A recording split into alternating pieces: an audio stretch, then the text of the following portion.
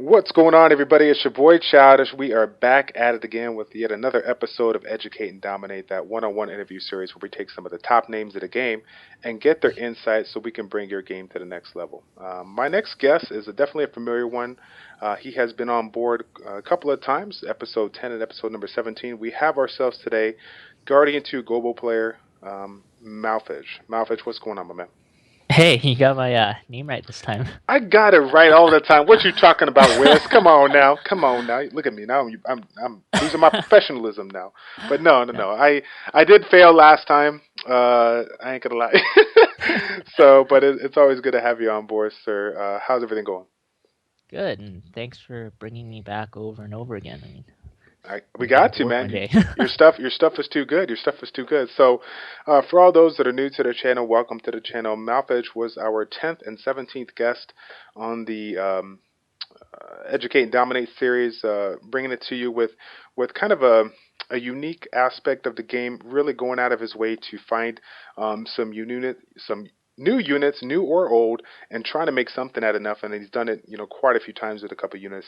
He does some article work, providing content for you guys, writing some content for you guys on various websites, in addition to keeping the forums at bay and providing some great content for you guys. So if you guys haven't seen the original video, please make sure you go ahead and see those because there's still plenty of content that he's discussed that is still viable in the game today. But we'll go ahead and get an update from you if you want to go ahead and let people know how's everything going as far as the websites that you write the articles for, in addition to the the new website that you're going to be doing about. Yeah, I mean, our older website, summonerswarforum.net. If you guys frequent the site, you'll notice that it's been down for probably the last month or so. Now, this is just because the old site owner, he lost interest in the game and he no longer wanted to host the site. We do have a new site up now. It's summonerswarhub.net. It's very, very bare bones right now. We've all been really busy. So at least we have, just the skeleton of the site up for now. You can subscribe to get notifications, and we'll get all of our older articles and guides uploaded on there very shortly. And then once we get that going, once we get it all skinned up, we'll start providing content for everyone again to enjoy. Good deal. And so, for those that are again new to the channel, can you kind of talk about um, some type of articles that you go ahead and write for the various forums and the various things and whatnot? Yeah, I mean, first of all, we have your standard guides. A really popular one is the Auto Dragons B10 and the Auto Giants B10 guide. Essentially, we go in depth and we don't just tell you what units to use and then go do it. We go a little bit more in depth and tell you why each unit works and for what reason. And instead of giving you specific teams and builds, we give you sort of the fundamental of how to beat the actual dungeon itself. That way, since everyone has different units, you'll be able to shape your team based on what you have and be able to beat it effectively. Cool. And then we also have essentially in-depth, we call them sort of monster of the week. And each week we will pick a different monster. Usually it's a Nat 4 or a Nat 5. And we'll go in depth, just like with our Dragons and Giants guides. We'll go in depth and give the unit a full look. Pros, cons, different builds, why they're good, why they're part of the meta, why they're not part of the meta. Should you build the unit? What they're strong against, what they're weak against. Essentially, we give a full investigative look into the unit of the week. We also do what we call Hipster Monster Mondays, Yeah, buddy. where we take a very unused or unpopular monster and we see if we can make some use out of it and see if it's actually worth your time to build. Gotcha. And it's funny that you end off with that because without a doubt, you're one of the few people out there that really get the opportunity to look at these units all around and try to make it what it is. For those that have seen the previous videos, you're very, very familiar with the one that I just put out here. Val, definitely a fan favorite for Malffej, but not really known in the community up until we made that video. Definitely a strong unit, providing himself a little bit of attack age increase, a 2-turn cooldown, a very very tanky unit to say the least, with a 12k base HP. So for those people that are looking for a fire-based tank, early game or whatnot, that was kind of the go-to unit to get. We have a couple of other units here that he is a showcase, if you guys are familiar with. Gorgo, the Dark Warbear, with the recent changes made to the unit, providing the max HP on all 3 of the damage skills. He definitely found that one and decided to do some testing out.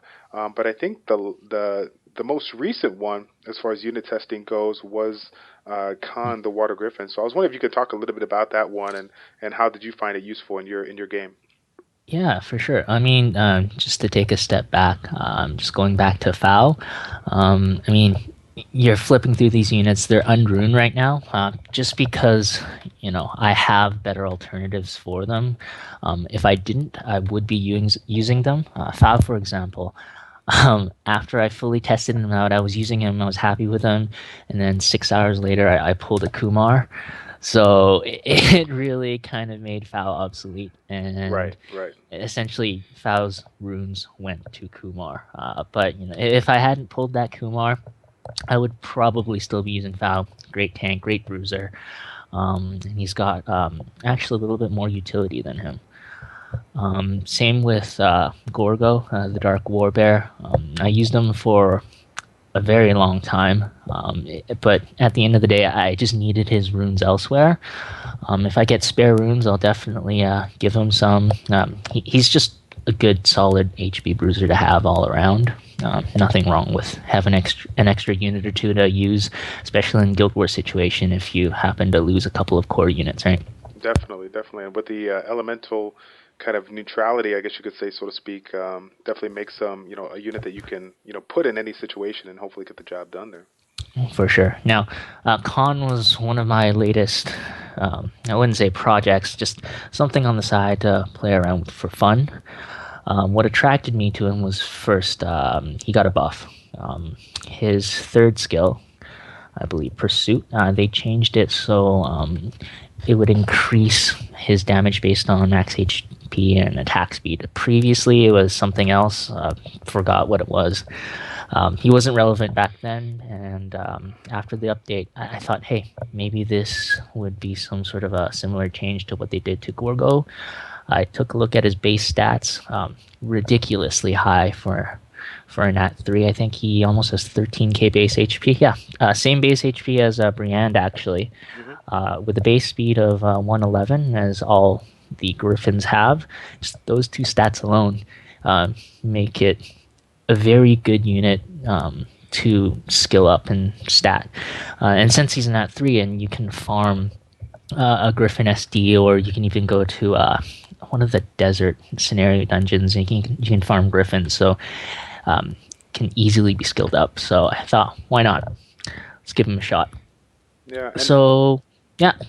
I was gonna say, I don't know if your group of theorycrafts have tested it out. We got a couple of units that recently came out that are having some damage based on 2 particular attributes, not just attack speed or HP, but now this one, is based on max HP and attack speed. Have you had anybody that's been able to give you some feedback in addition to yourself, maybe as far as testing out and seeing like what has been the way to go? Or is it all max speed? Is it going to get the more damage, or is it balanced? I mean, what's the game plan there? It depends on the unit. It really, just because Com to Us doesn't like revealing the multipliers itself, you really have to test it yourself. I know there's a couple of sites out there that supposedly test out all these multipliers. I think it's a community effort. They get everyone to input all their data, but it's not too accurate. Maybe sometimes people enter in the wrong data or it's incomplete. So at the end of the day, it's best to just go to TOA floor 1 or one of the first Garen Forest dungeons on normal mode and just test it yourself. Right, definitely. Cool. Yeah. And let me see if we got any other units. I think those are the 3 units there that we wanted to do. I do remember we got a couple of new units we want to talk about. So this is probably one of the ones that I wanted from way back when. Everyone's been trying to make it work for them after the post Veramos aura or whatever, but it seems like for some people they haven't been able to do. And I believe you said you were testing it out a little bit, Annabelle, the Water Cold Girl. What's your thought on this unit as it is in the game today? She's such a pain in the ass. She was my very first Nat 5. I was ecstatic when I first got her because this was before the whole Veramos era. So a 3-turn AoE defense break was insane. You had to wait 3 turns or you had to use a specific, skill to clear it out. And, she did decent damage. She has really good base stats. It's very well-rounded overall. But after Veramos came out, she just became completely outclassed. And she used to be, I think, like an S+ tier ranking on some of those fan-based Korean tier lists. Now she's dropped down to, I think, like a B-, and it's really sad. Yep. But, I mean, a Nat 5 is a Nat 5. She's still very good for certain situations. I mean, from the beginning till now, I've tried essentially every single build you can think of ruining her. I mean, between Violent, between Despair, between like Speed, HP, Speed, HP, Attack, Attack, HP. I mean, the list goes on, right? Right. What I've sort of narrowed it down to now is if I'm going to use her, I might as well utilize her leader skill. So her leader skill is at 38% crit rate for water attribute monsters anywhere. So this sort of opens up a bit of possibility to building her hybrid, which is the best build for her. Because if you look at her skills, it's horrible what Callouts has done. She's a support-based monster. Her first skill is a regular attack-based skill, scales off attack, crit rate, and crit damage. Second skill is attack-based, so it only scales off attack. But her third skill scales off of HP, crit damage, and crit rate. So you essentially need stats all over the place, or she won't do anything. What I've sort of done here is utilize her leader skill, so I can sort of ignore one stat when I'm ruining her to try and utilize everything. I only have, I think, 55% crit rate on her. Right. So with the 38% leader skill, she'll have close to max crit rate. Her crit damage is kind of low, but I also had to balance out her attack, and I can't make her too squishy, so I had to give her some HP too. And of course, you can't do anything without some sort of speed nowadays, so her stats seem like they're all over the place. And I've given her some resistance as well, just to try and get those lucky resistances against defense breaks and whatnot. And she also needs a bit of accuracy for her first and third skills because of the sleep mechanic with her first skill and the defense break from her third skill. So in a nutshell, she needs literally every single stat there is. So it's the best that you can do for an enable right now. I know some people run speed HP attack build or speed attack, speed HP. They all work fine. You just need the right substats to sort of make up for what you're giving up. Gotcha. And if you had kind of like one thing you would love to see them change when it comes to the way that it's built based on attack power, HP, or whatnot, what would that be? If you could revamp this to the way you feel that it would be most beneficial to the community. Well, first I have to say, I'm complaining a lot about her, but she's still one of the better Alcult girls. I know a lot of people still complain about Rika and Charlotte, yeah, and how they're so bad and they need a buff. But for Enable, if I can change one thing, just make up your mind. Like, come to us. Either make her like a full attack build, make everything scale off attack, or make everything scale off HP, or at least 2 out of the 3 skills scale off HP. It'll make ruining her a lot easier, but it'll make things a lot more consistent. I mean, that's the only complaint I have for her. She's still a really good unit. She's an amazing unit for, I guess, lower level players, just because she can do a little bit of everything. She can do damage. She's got a built-in sort of violent mechanic. She can AOE armor break. She can heal. She can cleanse. I mean, what more do you want in a unit, right? But Yeah. just make her a little bit more, I guess, focused in one aspect. Yeah. That would make things easier. I like that, and you know, honestly, like even if they were to change this last one to be based on attack power, they can always manipulate the modifiers to make sure that she's not doing like the damage of Zyros, right? You know, I mean, they could fix her to do that, but at least if they make it so that when with you know based on one particular stat, it would add so much more to the unit. So For sure. let me see. Another one that kind of stuck out there, especially for, for now that we got a lot of people getting the skill ups in order to max out this particular unit. We got the big bad Trevor here. Definitely a fan favorite for when he came on board due to his third skill brawler wheel. Now, a lot of people will recommend the violent revenge with like attack, crit damage attack, but you have kind of taken it to a different level. Playing around with the hybrid sex. So can you talk a little bit about that, particular one and how you go about using that? Yeah. Well, first of all, doesn't Trevor look like YDCV? Yeah. Oh, yeah. Hashtag shots fired. All right, all right. My Yeah, man. it's not a bad thing. He's a No, cool no, no. guy. It's good. We just need to put the YDCB hat on top, and we're good to go. Yeah, we're good to Yeah, go. it's just get Calm to us to change that name to Sam, and I think we're good there. Awesome. But yeah, no. I, I talked to a lot of people, a lot of sort of top players out there, and most of them have been building, your standard attack, um, nuker on Trevor attack, crit damage attack, which is great. But I mean, I realized I don't need to be doing 80k to a unit. It's a little bit of an overkill. Yeah. So I took the other route. I tried doing a hybrid. I tried building him almost like a Fire Monkey King. So I'm running attack, crit damage, and HP right now. The good thing about my HP rune is that I have a 21% attack substat, Right. so it really helps, offset the main attack percentage that I'm losing. Mhm. Uh, Obviously, you want to get him at least 70% crit. That way, when he activates his second skill, he gets the 100% crit rate. You still need some sort of attack on there. I mean, if I can get some better runes, I would try to push his attack to over at least plus 1,000 bonus attack. I know that's pushing it. I already have some decent runes on him. Um, but I mean, other than that, as long as he has his attack buff on and there's an armor break on a target, his second still will still, easily kill off any unit one shot, except for if it's like a super tanky Eladriel or something with like 50k HP. You just don't need your unit to do 80k. There's no Right. point.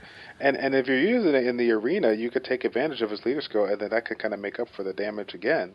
If you do play around with that kind of hybrid, but are you finding yourself more using this more in the arena aspect, or are you playing around with the guild wars more so?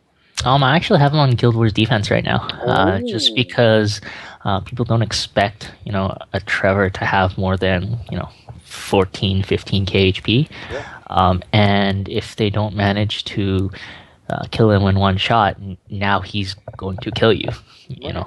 as soon as he gets a chance to.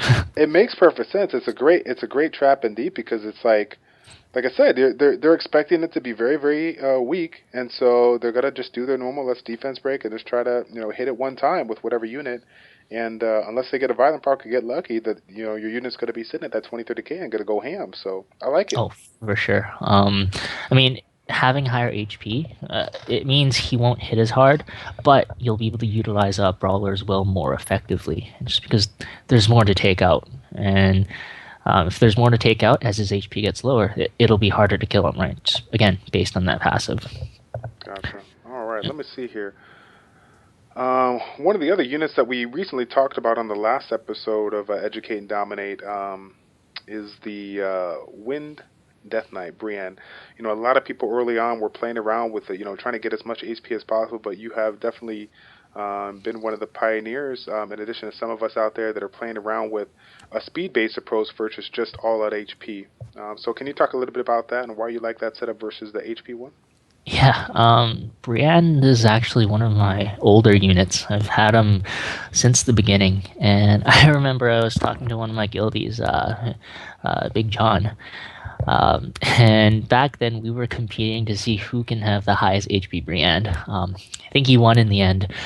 He was ruining something like violent energy, and he managed to get like 52k HP on his Brienne, and yeah, not including any of the bonuses from leader skills or anything. So his Brienne was pretty tanky. But as the meta changed, and especially lately, Briennes are becoming popular again, but not your old style, 50k plus HP Brienne. Nowadays, it's all about these super fast Briennes, just because they bring so much to their kit, and they have such a high base HP that you can afford to give up some health, some HP subs in order to make them really fast. And the faster they go, the more often you'll be able to revive, the more often you'll be able to stun, especially if you're ruining him to spare, heal block, attack debuff. I mean, he just has a really good kit to run a speedy despair set on him. Gotcha. And you're rocking the subset of Nemesis. Where have you found Nemesis to really shine when it comes to Brienne? Where are you utilizing that subset on versus like a Revenge or something like that?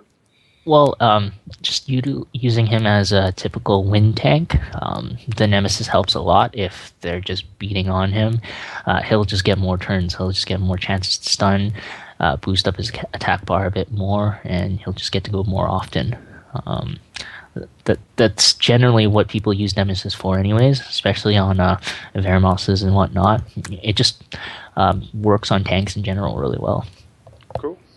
All right, let's see. And then we got ourselves one of the units that you got, I think, right after the 17th episode there. We got Frigate. Yeah, Frigate.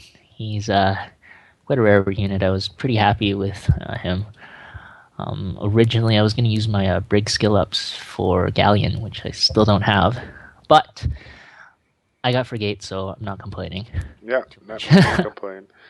Definitely a fast-paced approach on here. Where have you found him to be most useful for you in your PvP game? Getting the first turn. In terms of pairing him up, well, not necessarily getting the first turn because I don't have him running on Swift or anything. He is still on Violent. Violent goes very well with his third skill, and his third skill pairs up really well with some of your slower, tankier units, just because he increases the attack bar by 50% and not just 30%. So I know a lot of people nowadays are talking about, if you're going to use a Bernard and you want your unit to go right after Bernard, you need 70 to 76% of Bernard's speed in order for that to happen. And that's because Bernard's boost is 30%. But with Frigate, it's a 50% boost. So even if your units, your units can afford to be a little bit slower, but still be able to go right after him. So that helps a lot. And of course, the cooldown reduction. There is an upcoming nerf for him, which I'm really sad about, just because they also brought in that Wind Penguin. Yep. And I was just about to mention that. Yeah. And his cooldown's a lot lower. But instead of an attack boost, he gets a speed buff for all units. I'm not going to get into that because I'm kind of annoyed. Right. But Frigate's still a great unit, just because his second skill is an AoE stun too. It's kind of like Vermos, but it's more of a random AoE, so it's not true AoE, but still really good, still really high chance, and he has that one turn armor break with his first skill. So it's running him Violent Revenge just makes for a really annoying support unit. And the faster you can make him go, the more turns he's gonna reduce for your other units. So it's also good to pair him up with like high cooldown units. I like using him with Enable and Kumar a lot. just because they have a lot of skills that have higher cooldowns. This just kind of reduces it so much, and they get to do trick of fires and tsunamis a lot more often. Yeah, I was gonna say that that works perfect. You know, with the AOE defense break, and then you got Kumar letting it go with that third skill. That'd be a nice little YOLO kind of setup there. Yeah. All right. And mind you, it's not really YOLO because you got heals, right? But you No. know, you're still gonna provide a little damage. You know what I mean? You know what I mean? Cool, You cool, have to cool. work with what you got. Yeah, definitely, definitely. Cool. All right, so let's see here. I think probably next one up is what we kind of did, you know, about a month and a half ago with regards to bringing a new aspect to the Educate and Dominate. Not just talking about the arena side and the units and whatnot, but then talking about the guild wars and bringing some of the people that are in these top guilds, whatnot. So, Kindred say it's been a top 10 guild for quite some time. Been doing it great. You know, initially, when I first, you know, talked to you about the Kindred Saints, it was Kindred Saints and Kindred Storm, but now you guys have, you know, formed up, I think upwards of 4 guilds now. So why don't you talk a little bit about, you know, just the Kindred Saints, you know, or Kindred, you know, community all around and how you guys been doing?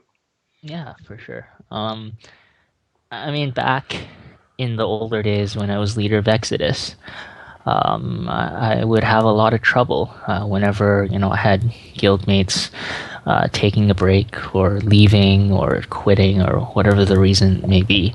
And when we merged with Fallen Blossoms, they had the same problem as well. So when I formed Kindred Saints, I had the idea of uh, not just treating it as a guild, but treating it more of a community where newer players can join and they can learn from our more experienced players.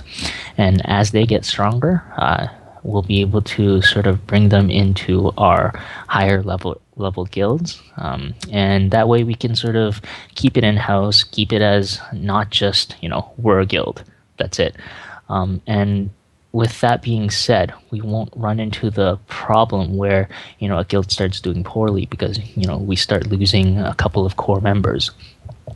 With this sort of community that I've built around Kindred, um, even if, let's say, a couple of core players or strong players decide to take a break or decide to quit or leave and join another guild, we can just bring up an up and coming player from one of our lower guilds and see if they've got what it takes to participate in Saints and Storm.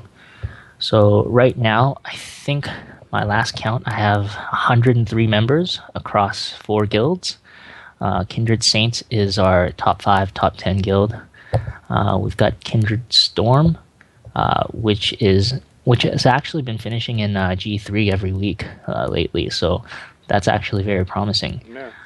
Yeah. We have Kindred Sins. There are sort of Guardian 1, Guardian 2 guild. They're sort of the bridge in between our last guild, Kindred Souls, which is for our newer players. It's such a farming guild, and to bridge it between Kindred Storm, which is getting up into the higher ranks there. That's pretty cool, and it's funny because I'm definitely I can be a testament with regards to, you know, trying to keep everything in house or whatnot. You know, we're sitting with 3 guilds ourselves, and we're definitely I think one of the cool things about having these multi setup guilds or whatnot is that even though we have you know 3 guilds and people are all at different progressions. Like the people that come on board have the opportunity to speak with the whole community and learn from the people that are doing relatively well now. So I feel like that extra knowledge, that one-on-one conversation, seeing the theory crafters, you know, go back and forth about different topics, definitely accelerates their game and allows them to get up there. In addition, like you said, if you lose a particular person, you could take some of the people that are up and coming and kind of move them instead of going out of the way to make 50,000 Guild War recruitment videos. Now, that being said, I'm sure people are going to be like, "Wow, you got 4 guilds. You know, have a lot of spots in there. I mean, you said about 103 members. You know, for the people that are interested, since you are a top guild, is there any room right now for recruiting? And if so, where would they go to reach you?" Hit me up online. Same idea as what you see in game. We always are looking for new recruits. And what we'll usually do is I have a recruiter specified for this. His name is Mushbeard. He Yeah, actually buddy. has a YouTube channel too. He helps me a lot, especially when we've got multiple new recruits. He'll go through, take a look at your units, see how, see where you'll fit best, and then we'll sort of do like a trial period with any guild and see if you fit there. If you're maybe too strong for the guild, we'll see about bumping you up one guild. If you're maybe struggling with that guild, we'll see about maybe bumping you down one, just until you build up your units, build up your runes, and then we'll work on getting you back up again. The point is for everyone to always progress and move up, because like I said, we're not just a guild, we're a community. We will never essentially turn anyone down per se. We'll always be looking to expand. Yep. Cool. All right, let me see here. So, before we kind of get into those Guild Wars teams, showcasing some of your guys' top players and their Guild War defenses, setups, and whatnot, I was kind of wondering if you can, maybe enlighten us with some of the tips. It takes a long time to get to where your community is today.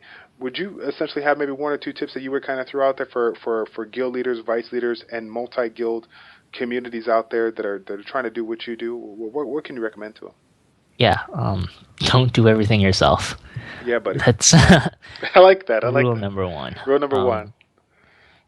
There's no way you can effectively manage 100+ people all by yourself. You need to have a good core team, people that you can depend on, people you can trust. It's sort of like, I don't want to call it management or an inner council, but just a close group of people who are usually the leaders and the vice leaders of the other guilds, to help you manage everything. For myself, I have at least a guild leader and a vice in each of the guilds.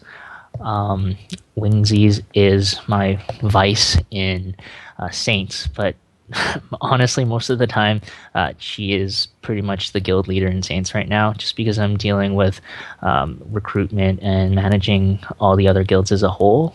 She helps me out with a lot of things. I wouldn't be able to do this without her. And then, obviously, in my Storms guild, I've got Nick, and I've got Valorian as well. Same thing. They help me manage Storm. Mush is sort of like my recruiter, like I mentioned earlier. He helps me manage all the influx of new players and guildies. He takes the time to go through and make sure their units and runes are up on par and matches them to the correct guild. And then for Sins and for Souls, I've got Annie, and I've got Jad as well. Just same thing, helping me manage each and every aspect and level of the guild. If you can set up a good sort of management team, close group of players you can trust, then it'll make things a lot smoother. That's for sure. All right. Well, let's see if we can get right to it. Let me see if I can find it. Hold on. All right, we're back here. So we got ourselves, I want to say we got about, 7 or 8 different Guild Wars defenses that we're going to showcase? Yeah, I mean, I just picked some of the... I didn't pick anything in particular, just something more unique, nothing conventional. We can just go over some of the Saints' defenses. Definitely. Cool. All right, so first one up, we got ourselves Nagooken. I like it. I think of that Ryu Hadouken. That's what I think of that ear saying. He's my man. Every time I see him in the arena, sorry, I gotta cut you off. Every time I see him in the arena, I say Hadouken like out loud. Like I love it. He'll be watching this video. I think he'll be hitting you back a couple of times in arena for that. There you go. Oh, you got some people that give him a hard time. No. So he was originally from Aftermath, actually, and unfortunately, Aftermath Global has disbanded, but. We managed to provide them a new home, so many of the Aftermath players have or are now a part of Kindred. So, great to have them on board. So the first one we can take a quick look at is Nagooken.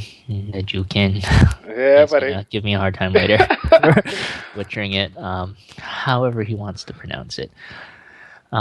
His guild defense, we'll talk about his second defense first. This is the current arena meta, hands down. This is how he destroys everyone. This is how he gets Guardian 2, Guardian 3 in arena every week. And he's applying the same principles in one of his Guild War defenses. It's one of those full YOLO teams, as you say. The meta has changed drastically. over the last couple of months, especially with the introduction of Galleon. He's really a game changer here. You know, people are complaining about, oh, Theo this, Theo that. It's Galleon that's really been making all of these YOLO teams possible. Being able to provide an ATB boost, an AoE defense break, and an AoE attack buff all in one move is flat out ridiculous. He's one of the units. If I say desperately needs a nerf, it would be Galleon. You know, it's not Tiana or any of those other so-called super powerful units that people are thinking that need a nerf. No, Galleon is definitely one of the ones that should be taken a look at.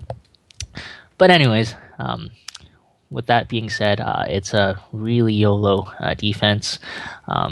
You can almost guarantee that there's going to be some sort of will runes there. Right. So if you don't come prepared, Tiana's going to remove everything, give that, I think, 50% speed boost, just kind of like for Gate.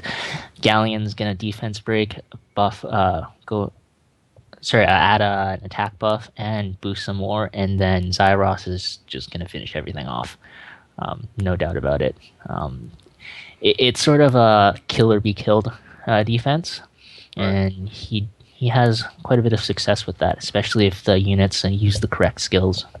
Right, I think I'd have to say I'm a really big fan of the YOLO comps. You know, people are so focused on trying to get the successful defenses and whatnot, and it can definitely get done. But being able to cripple the opponent when they attack you and lose a couple of units that prevent them from basically, being able to finish out the rest of the swords, to me is so much more stronger than just trying to have one tanky-ish kind of team or whatever that might generate you a win. I do find value in that. I mean, you might have a bit different opinion on that, but it's without a doubt one of the things that have allowed us to win a couple of clutch defensive wins on teams that generally beat us. No, for sure. I mean, it's where the meta is going. Everything is fast now, and everything is about killing the entire team in one fell swoop. And like you said, even if that defense loses, there's a high chance that Zyros will pick off a unit or two if he gets a lucky violent proc or not. And same with the Galleon.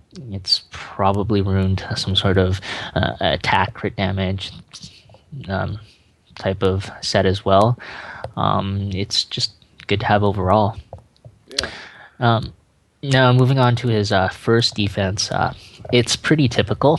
Nowadays, you've got Theo, you've got some sort of attack buff, you've got Jasun in there, and Veramos.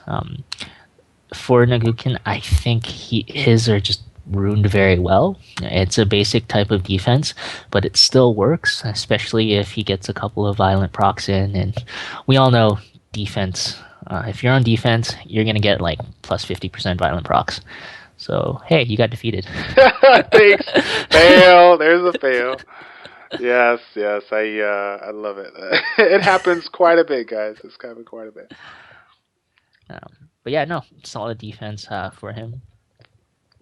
And with regards to this particular unit, a lot of people use Veramos for so many aspects of the game, but when we're talking about Kindred Saints and having a nice wide variety of units and whatnot, could you ever see a reason for somebody trying to use a Veramos in a damage dealing kind of fashion?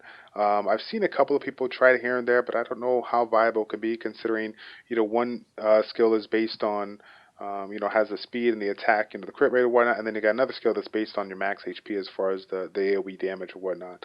So what's your thoughts on that? Could you see a reason to do that if you're at the level of the game where you don't need to use Veramos in every aspect or whatever, or do you just say, hey, stick with the speedy, tanky setup that you use everything for and go with it? I've seen attack Veramoses before. Most notably, it was Fluff Jones. He was the old leader of Shoguns. I think he's quit already. But he made it work pretty well. The fact that it does work well is people don't expect Veramoses to be, particularly very strong or very damaging. They're very annoying. They're fast. They remove buffs all day, all night, and they stun forever. but they don't really expect them to do a lot of damage. And if you think about it, his first skill is the same as all the other Ifrits, most notably Theomars. And, you know, granted, he doesn't have Elemental King, but he's still a dark unit, so he doesn't suffer any weaknesses against any type of unit. True.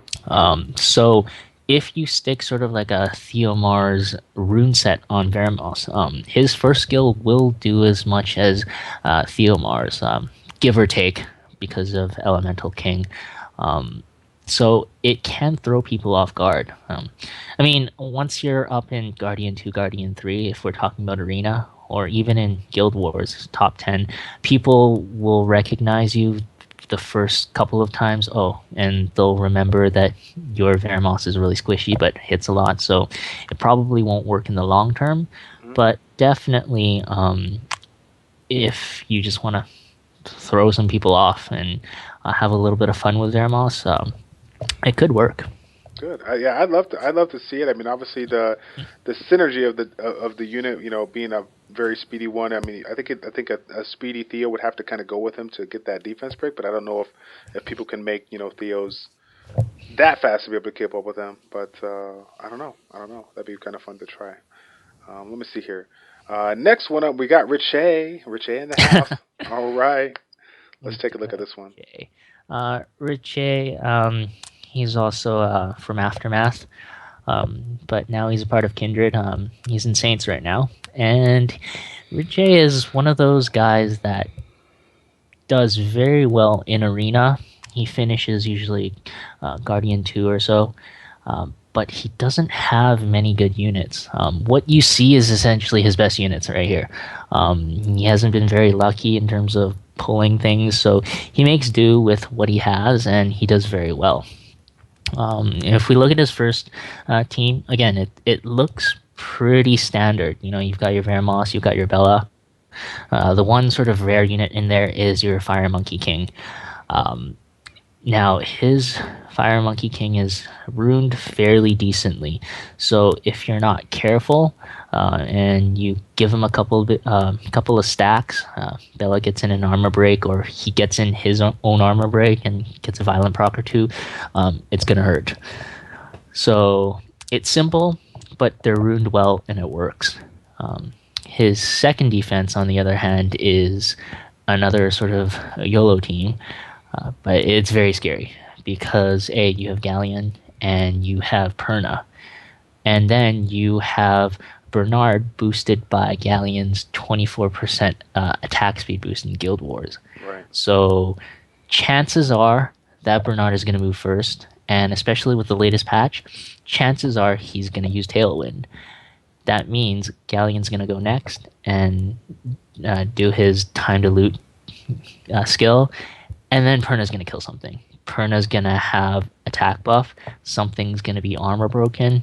And Perna will destroy something.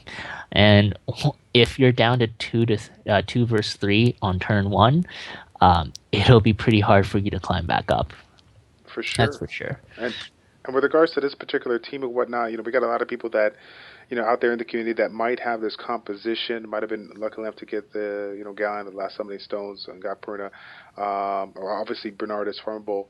In this particular situation, if somebody was kind of saying, hey, you know, I'm going to go ahead and play around with this setup, would you kind of say that without a doubt the speed substats on Perna, you're going to have, you know, a certain amount of speed to kind of go in line with the rest of the team that's going to be speedy. You definitely don't want it to get, you know, cut in between as far as, you know, the opposing team, right? Or would you just go all out damage?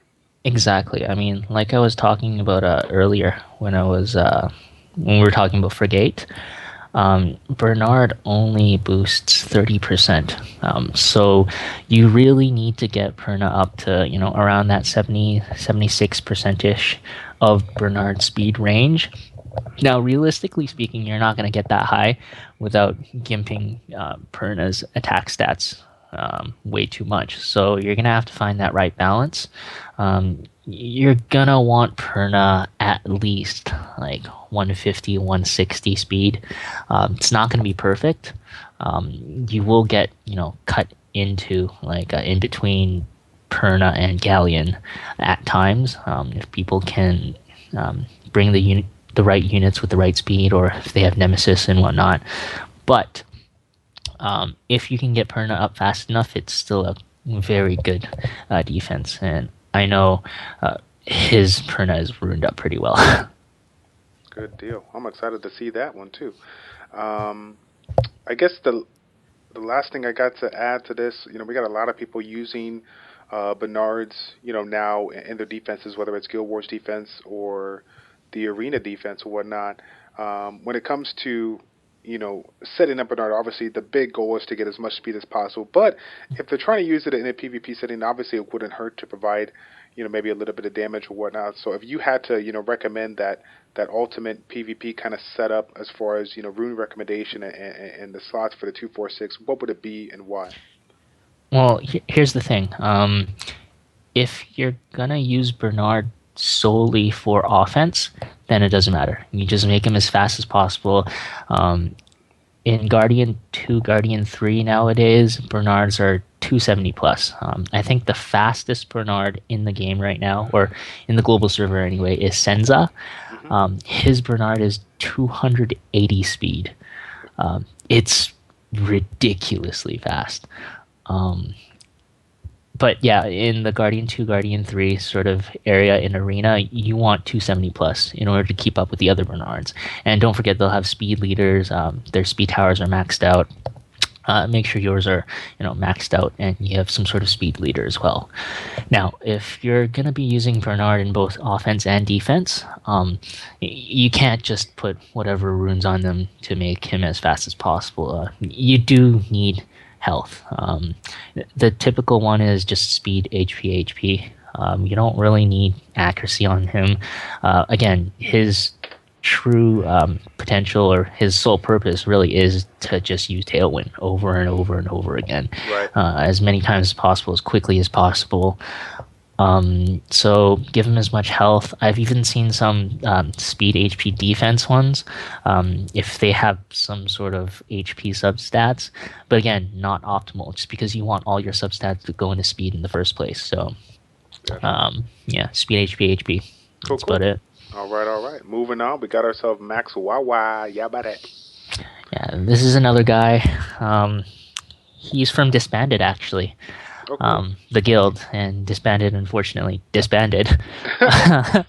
But yeah, again, they're also a part of Kindred now, so glad to have him on board. He's another one of those Guardian 2, Guardian 3 arena guys, and he's just a beast with what he's got. Same as Richay.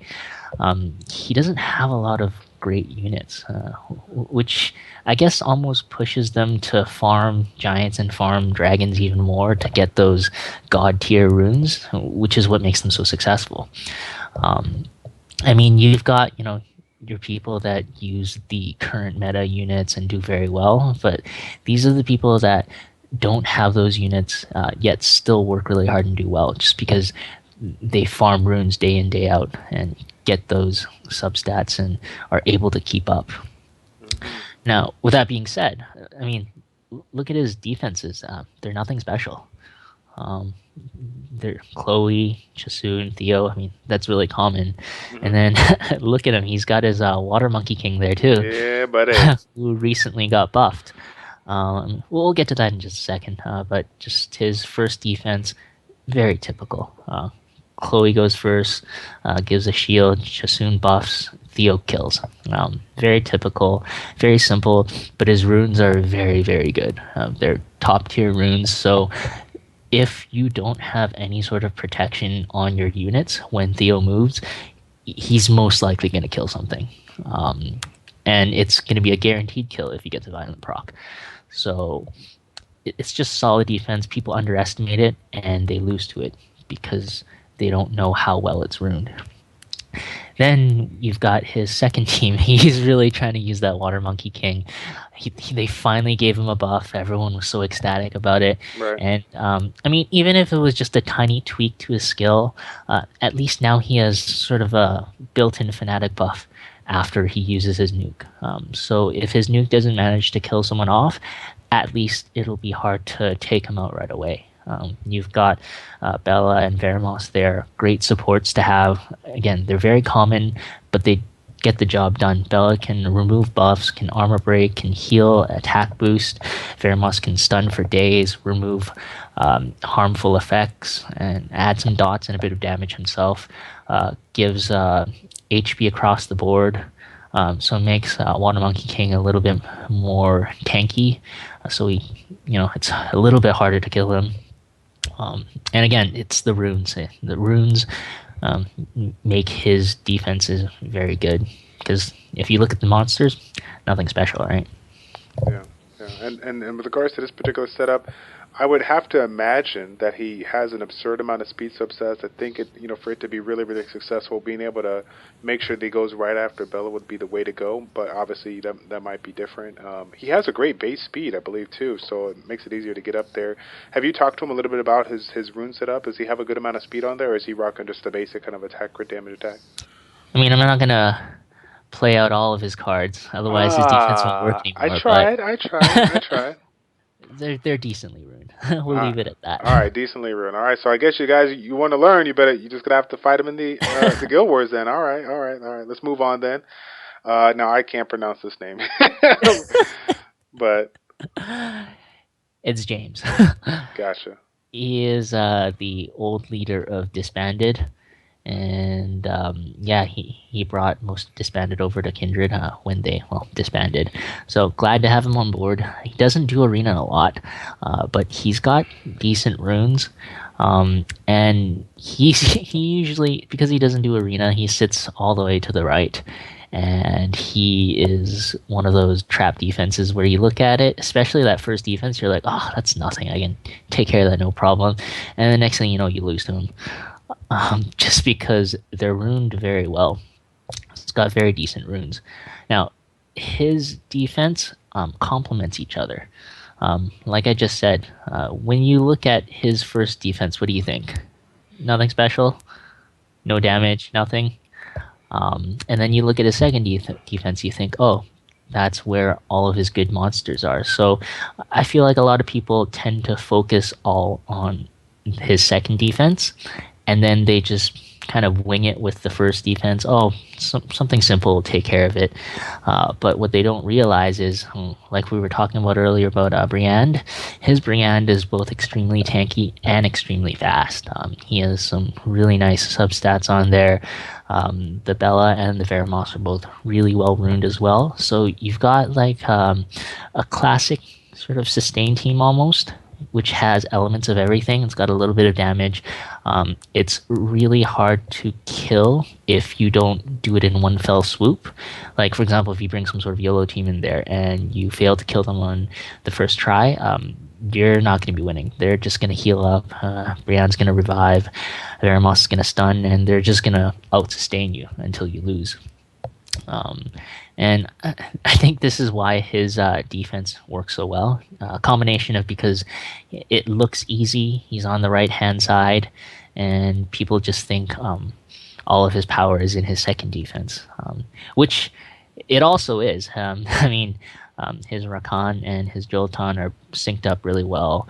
They'll go one after another, and if you don't protect yourself properly, something's going to die. Right, definitely. Yeah, I found myself actually using the team on the left sometimes going up against speed-based comps if I run it, like if I lose one too many crucial units as far as overall synergy, even though I don't have the will runes to support it, they generally don't do enough. They don't deny me enough turns for me to lose out and not be able to do anything. I generally get some kind of a stun from like the revenge proc on Brienne, or get the opportunity to jump a turn because Bella will have Nemesis on her too. So definitely fun for both offense and defense, in my opinion, for sure. Oh, for sure. Especially, at this level, people have their basic towers maxed up. So you've got 20% HP tower, and then you've got 33% HP from Veramos. And then since it's a guild war, there's also an HP flag in there as well. So if your Briand has, say, 45k HP on his own, including all the bonuses, he's going to have over 50k easily, clearing to like 55 plus. So it's going to be really hard to kill him. and then everything's going to be really tanky. He's got stuns, debuffs. It works both defense and offense. Good deal. Cool, cool. Let's see what we got next. Let me see here. Fishguts. Oh, here we go. Here we go. All Yeah, right. you've got Fishguts. One of the aces in our guild for sure. Again, another Guardian player. He's been on Educate and Dominate before. Yep. Since then, he's gotten much more overpowered. If I remember when he was on Educate and Dominate, he didn't have any Nat fives other than Teshar, right? I believe so. His I think his pride and joys were his Rishashas. Yeah. Since then, those have been deruned. He pulled a Perna, Yeah. and then in 1 week he pulled Praha, Leo, Ritesh, and Varad. But Varad's a TOA based monster only. But he got extremely overpowered within the span of 1 week. I think he's still trying to devil him on all the new Nat 5s he's gotten right now. Yeah, I bet. And if you remember previously, he was a Guardian level player not because of his units, but because of his runes. Oh, yeah, he fell into that thing for sure. Yeah. But now he has monsters to utilize those runes even better. So he's just a monster. Many top members in top guilds have fallen to his defense, either at least a draw or a full defense success, because people don't expect it. His first defense is a beast. You look at it and you think, there's no immunity in there. There's not much speed in there. Looks easy to kill. I'll just kill off Theomars maybe once or twice because of Iona and be done with it. But his runes differ. I mean, his runes make them extremely fast, extremely tanky, and extremely powerful. Next thing you know, you've got Theomars going and then Asher going right after, because I think he was talking about speed syncing with you in his video. Yep. And so his units are perfectly synced. So Asher is definitely going to go right after Theomars, and something's going to die. If you manage to take one of them out, Iona's going to bring them back with the defense buff, and then she's going to violent proc and heal them. And then with Asher, he's got with his new AI, he does his sort of heal / speed buff now a lot more often, or he prioritizes it first, I think. Right. So that'll just give Theomars even more damage, and it's just, if you underestimate it, you're going to lose, period. Now, the second defense was, I think, made popular by Oblivion's guild leader, Goku. It's a defense that's pretty tough to beat if you don't have the right units, just because it has a little bit of everything, and there aren't many counters for it. If you want to bring, let's say, a Chloe to try and shield from Perna, Praha will remove it. They're very fast because Galleon, his leader, still gives them a 24% boost. Mm-hmm. And of course, Perna with an attack buff is an insta-nuke on almost any monster. Plus, you've got Praha for the heals, and it's just a tough defense to take care of overall. And plus, with his amazing runes, it just makes it all the much harder. Yep. Big shout out to Fishguts again. When we talk about speed seeking, he defined that. That's that's what he's talking about. We got a lot of people like, oh yeah, get it within 5 speed. I mean, if you saw the original video, all of his main unit damage dealers, his defense breakers, everything was synced within 1 to 2 speed. No joke. He was that on point when it comes to balancing out his units and runes and whatnot. So big shout out to him. Definitely check out that Educate and Dominate if you haven't already. All right, let's see here. Night Ghost. Yeah, Night Ghost, actually, he came from us, or he came to us from Wind Yetis. I don't know if you've seen that guild around. I don't know if they're still around, but I don't think they are. Yeah, I don't recognize them. Yeah, but I mean, they were a Guardian 3 guild once. I don't know what happened to them. But, anyways, glad to have him on board because look at his units. I mean, it, just what he has there alone is better than what I have in my entire monster box. Right. His first defense with Mihail, um, you look at it, you're like, oh, there's no defense break. Zyros might do a lot of damage, but the other two are kind of might not be that great. But a lot of people forget about Mihail's defense buff. I think it's a 2 or 3 turn defense buff, and essentially it'll reduce any damage incoming by approximately half. So that alone, you've got much tankier units already. If Zyros gets a lucky reset, your team is pretty much done. And then Mihail can also reset as well. So you've got sort of 2 resets in there, and Veramos just there to support with um, buff removal, sorry, debuff removal and stuns and a little bit of damage. So it's a tricky defense if you don't know what you're doing. Yeah. His second one is just a pain to deal with. Unless you're bringing, even if you want to bring Tasarian, you've got 2 water nukers there. Your Tasarian better be extremely tanky, or he's gonna get cleaned out pretty quickly by Camilla. Kumar is just great on defense overall. He's super tanky. He works just like your Chandra there, but instead of hug, he's got a heal. Tons of damage, heal block. Everything is HP based, and Theomars is just Theomars. Right. And since he's leader skill, you can guarantee that Camilla and Kumar have max crit rate, so Yep. everything's gonna hurt. Yep. Period. And with regards to his heal being 40% of his max HP, it's almost like a Jasoon in such that he's generally gonna fill up the Theo when he gets the endure buff or whatnot. So it's obviously he doesn't get the attack bar, but he still has that kind of that fallback on the heal when he gets down low. So Oh yeah, great defense. yep, I love it. I love it. All right, let's see here. We got Zeekton. Is that how you pronounce it? Zeekton? Yeah, Zeekton. Zeekton? He's actually a really old Exodus member. He's been with us since the beginning. He stuck through us through all the different mergers and the changes, and his defense is is just good. He doesn't do arena much, so he tends to stay on the right hand side. So again, just kind of like with James, people try to come in and think, oh, he's a weaker guy, I can take care of him no problem, and then they just get wrecked. Hashtag get wrecked. That's pretty much it. I mean, first defense, Ritesh, man, when he pulled that Ritesh, I was so jealous. I was like, oh, Kumar needs a buddy. Yeah. He pulled it. But he's got Veramos, Theomars, and Ritesh. Tons of armor break in there. Tons of good heal from Ritesh. Tons and tons of damage, stuns. It's just, if you don't bring the proper precautions, it's over.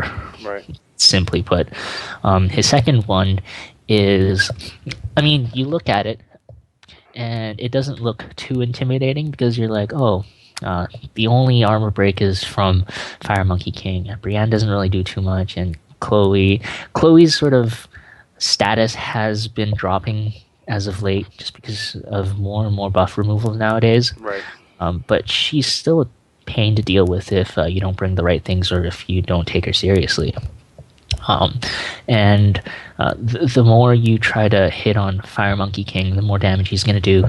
Give him 1 or 2 lucky violent procs, and you might have a dead unit, and it's going to be 2-on-3. And he always has, Brienne there to bring back Fire Monkey King in case he does get nuked right away. So it's not, the toughest defense out there, but it's not something to just take lightly and think you're going to win right away. Right, and just to clarify, because I know some people will be thinking about it, if you do lose the Fire Monkey King, regardless of how many times you increase his triggers, if he gets revived, the recruiters gets, it's like nullified, it gets back down to 0, and then the counter restarts. Yep. Um, People don't, really realize that. So it is sort of a con for Fire Monkey King, but those stacks build up really quickly. Yep. Yeah, I know they do. A lot of these units with multi hits and whatnot for sure. Yep. Yep. All Yeah. right. All right, Big J in the house, another fan favorite from way back when on the App Invasion forums. It's good to see him on board with you guys. Oh, for sure. Big J is.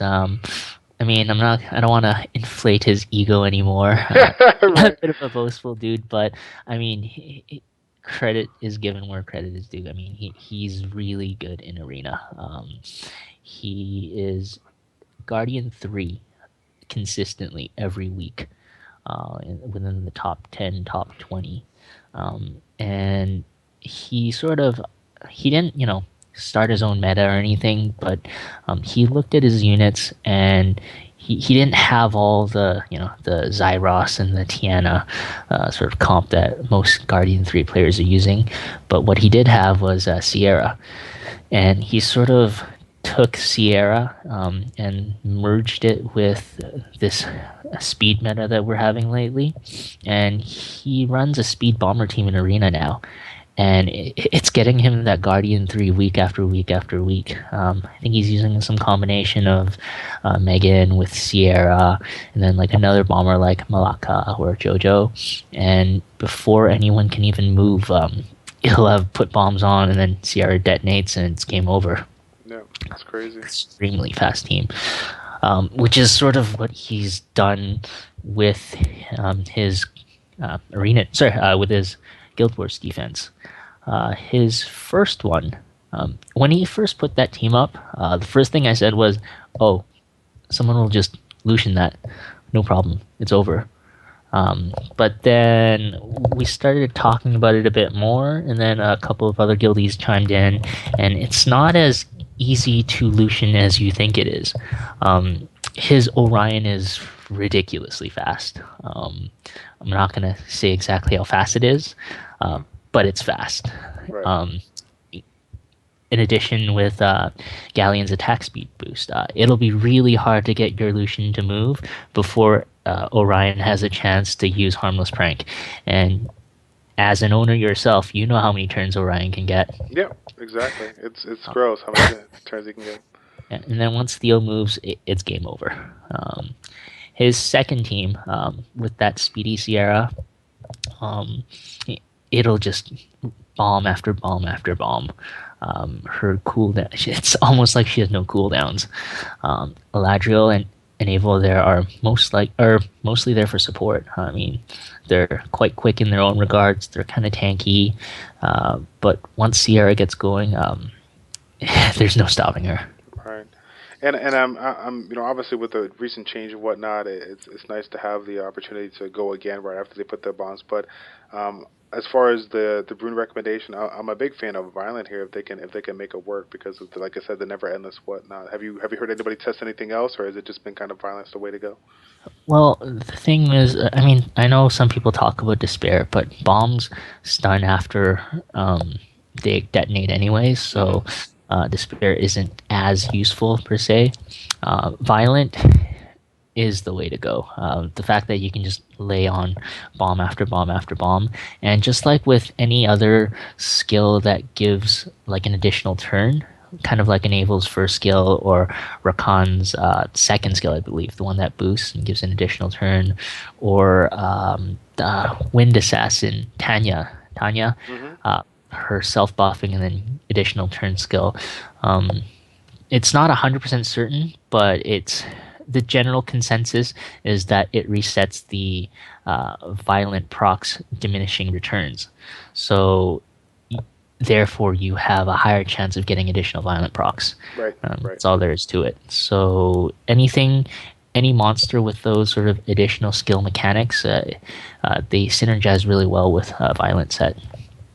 Cool. And again, even though we won't talk about runes specifically, we gotta address the elephant in the room. A lot of the people that are mentioned in these videos and other videos, we're talking about Guardian 2 players and Guardian 3 players. So if you are interested in trying to figure out how people, make some of these teams and synergize them, at the end of the week, you can always, take a look at them in the top 100, get an opportunity to see them, so you can kind of play around with your setups and see if you can make it, work the way they work too. So. Yeah, and like you pointed out, end of the week, not beginning of the week. Right. A lot of them don't bother climbing up until Friday, Saturday, Sunday, because I know some of them do. Some of them hold Guardian the entire week and could on them, but a lot of them are just busy throughout the week. They don't have the time to do so. But if you really want to check out the quote-unquote true, Guardian 2, Guardian 3, top 100 people, check them out at the end of the week. Good deal. All right. Let's see what we got here. Wingzies. Yeah. We have been giving her so much flack for not using her Lydia for the longest time. Mm-hmm. It's that dark polar queen right there. She keeps complaining how it's so bad, it's not good at all. We finally managed to convince her to use it, and she's actually been getting some wins with it, which is good. In her defense, Lydia is nothing special. Originally, when she first came out, she did have sort of a unique branding effect, but now with Come To Us releasing more and more monsters, branding effect is no longer sort of a unique feature anymore. Right. But, she still wants to use her, in a sense, just because it's so rare. It's nice to see a different monster every now and then. It is. No, it is, definitely. Yeah. And with her first team, very similar to Big J's team. Orion goes for the first turn, harmless prank, and once one or two harmless pranks go in, Sierra and Lydia will finish everything off. Lydia's still a good nuker, even though she's subpar for what she is, and pair her up with another nuker like Sierra. If you don't take the necessary precautions, you're gonna die really quickly. Second team, something very typical, just a Theomars, Veramos, and a Chloe. Nothing special, but again, they're ruined very well, so if you underestimate it, you're going to lose. That's all there is to it. Wingzies is one of those people, that aren't exactly too lucky with her pulls, like myself, like many others in Kindred Saints, but everything is well ruined, so, don't just judge the defense just because it looks very bad. It's not loaded up with Nat 5s. It's loaded up with really good runes. Cool. Yeah, all right. Let's see what we got here for the next one. OhShow. Yeah, buddy. Yeah. OhShow is another old-time Exodus member. I think he was in Exodus even longer than I was back in the old days. But yeah, same principle with his first defense. I think it's the same one as Big J's. 3 water units will attract wind attackers, but with that super speedy Orion, they'll get thrown off, and next thing you know, Theo's going to clear them out. Second defense is a nightmare to deal with if you don't bring Tessarian. Fire Monkey King can just, like we talked about earlier, can just ramp up with just even a couple of stacks, and as soon as that armor break lands, Camilla's going to kill something. Game over. Game over. And the worst thing about Camilla is A, it's hard to nuke her. B, if she kills with, I think it's either a first or second skill, the corresponding skill will activate and she gets another nuke in, which paired up with her constant healing with her passive and her sort of not immunity but mitigation against crit damage attacks. That's why she's so good, right? Yep. And then just to top it all off, give attack buffs to 2 attack type monsters. Just a lot of damage over round. Yeah, and let's not forget the fact that the first unit cannot even be CC'd, and then the second unit, if you crit them, it removes that effect. So, just great job, OhShow, with bringing this on board. Definitely a strong team. I like it. Yeah, I didn't want to say that. It's one of his secrets.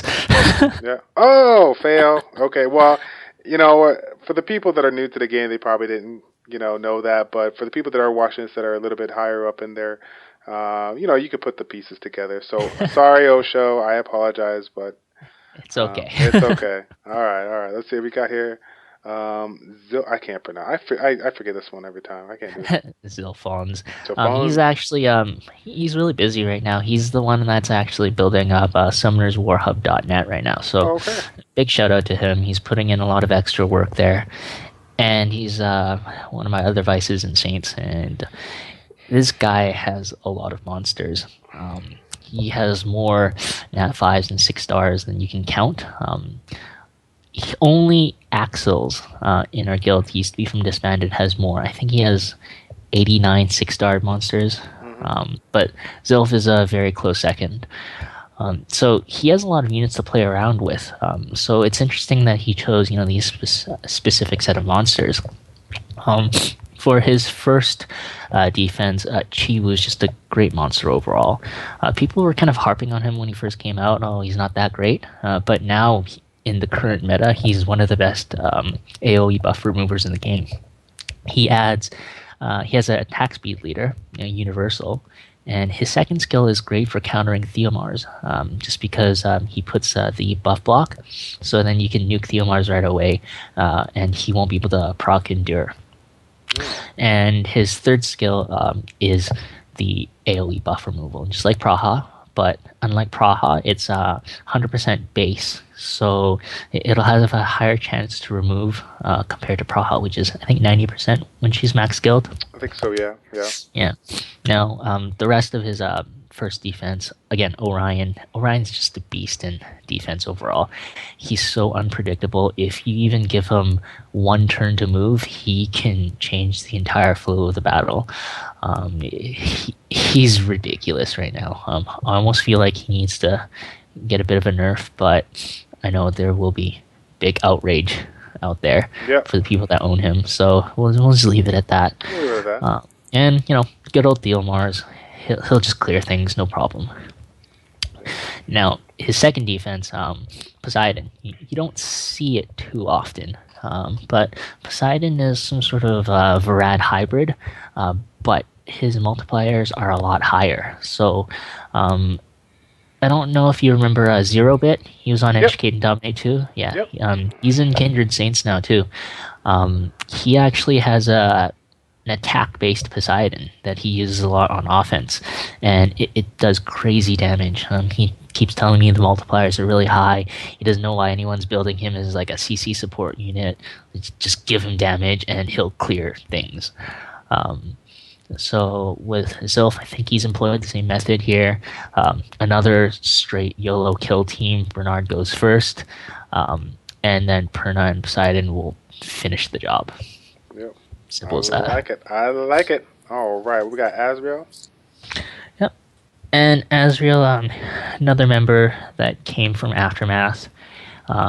He's another one of those players with a lot of Nat 5s at his disposal. Yeah, I can see. And he chose, a specific set of units to use just because they work so well together.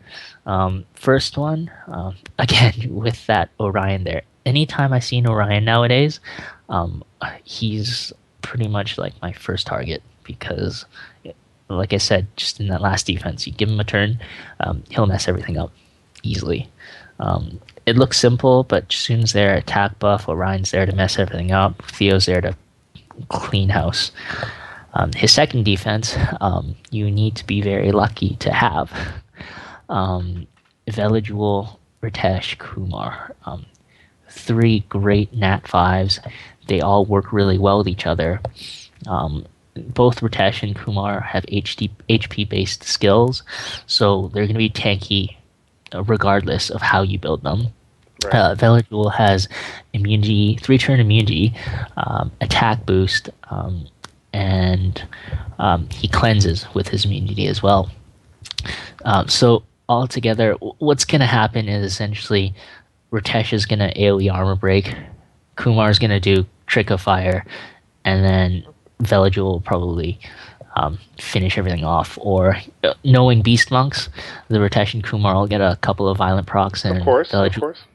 probably won't have to do anything at all. Yeah, yeah. A nice composition for sure. I know. Oh, who am I thinking of? Was it Cold Steel? I think it was Cold Steel over there on the Asia server. Definitely used a Kumar Ritesh kind of combo for a long time too. It was definitely super strong. Saw him in a couple of videos. Oh yeah, they're so good together, which is why I really want one. But we'll see one day. Well, hey, you're 50% of the way there. So let's see here. And of course, we were just recently talking about Axils, our last one here. Axils, Yeah. yes.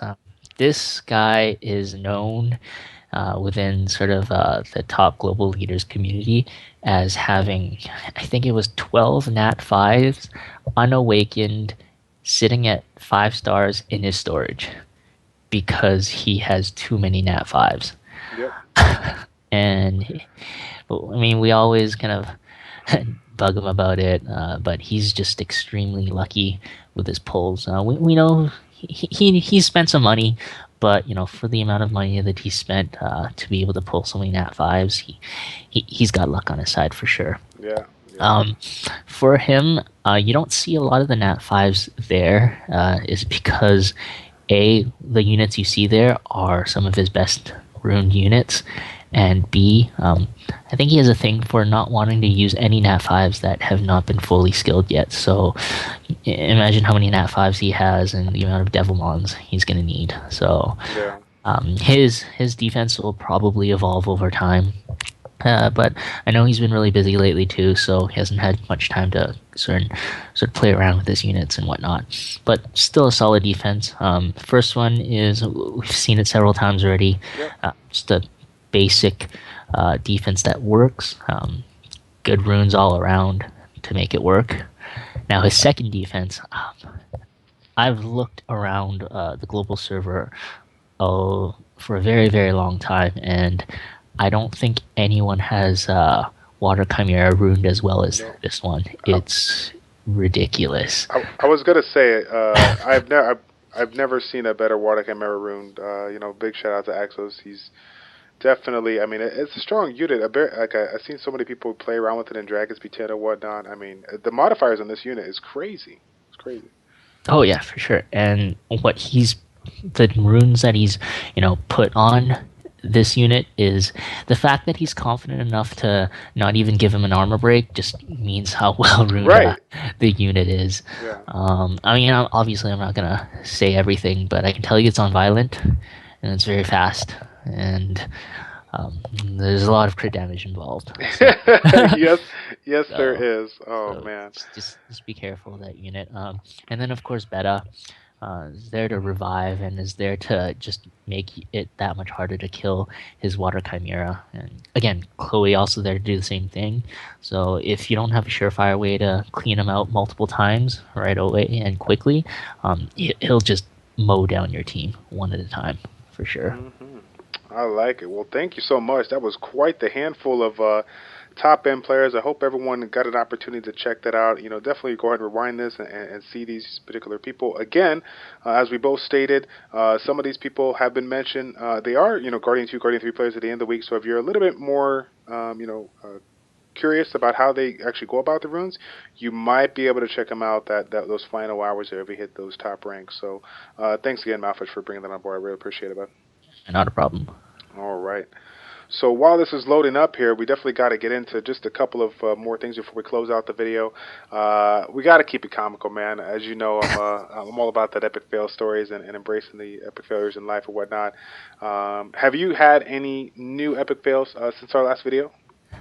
Well, to start on a brighter note, I finally got one Lucian again the other day. Yes. So if you remember from my first video, it was really sad. Yeah, you let him go. I remember. 50% of the way again. So hopefully, I think there's a Lucian batch coming up in the latest set of special summons. So I'll be saving my stones for that one. Hoping for, I guess it'd be Lucian number 4 at this point. Yep. You got to do it over. That's all right.